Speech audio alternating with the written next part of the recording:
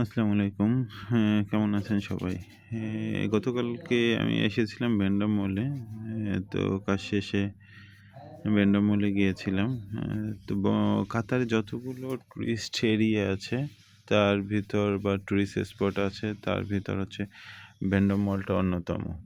এটা হচ্ছে কি বলবো? সরাসরি না দেখলে আপনারা বুঝতে পারবেন না, এত সুন্দর একটা শপ। এটা মার্কেট একটা মার্কেটটা এত সুন্দর যা বলার মতো না। এখানে আমি কয়েকটা ভাগে আসলে ভিডিও নেওয়ার চেষ্টা করছি ছোট ছোট করে, বিকজ অফ এখানে ভিডিও এলাও না। কাতারি আছে, আর কাতারিরা পছন্দ করে না আসলে কেউ কার ছবি নিক। তারা একজন একজন আধা ঘন্টা দাঁড়াই থাকবে, কিন্তু তাও সিঙ্গেল ছবি নেবে, কারোর সাথে তারা আসলে ছবি নিতে ইউজড না। আর কেউ চায়ও না যে আসলে তাদের ছবি কেউ নিক বা ভিডিও কেউ করুক। এজন্য আসলে খুব সতর্কতার সাথে কষ্ট করে ভিডিওগুলো করতে হচ্ছে।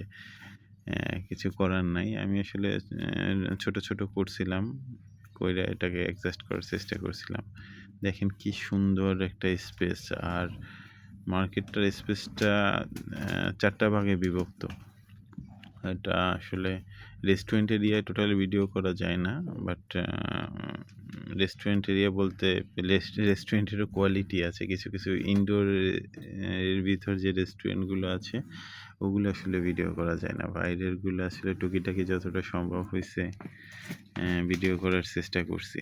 First of all first floor, second floor ওগুলো যা আছে এগুলো চেষ্টা করছিলাম টুকিটাকি।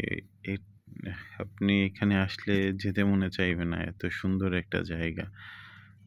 আর দেখেন, আপনি দিনের বেলা আসলে এক ধরনের ভিউ পাবেন, রাতের বেলা আসলে অন্য ধরনের ভিউ পাবেন। এটা হচ্ছে কাতারের প্রতিটা টুরিস্ট স্পটের একটা অন্যতম বৈশিষ্ট্য। আপনি দিনে এক ফিল পাবেন, রাতে অন্য ফিল পাবেন। এই যে রাতে এই যে লাইক কি বলবো, এই তো সুন্দর কালারটা, এটা রাতে এরকম পাবেন না। এটা ডিফারেন্ট কালার আসবে ছবি তুলতে গেলে।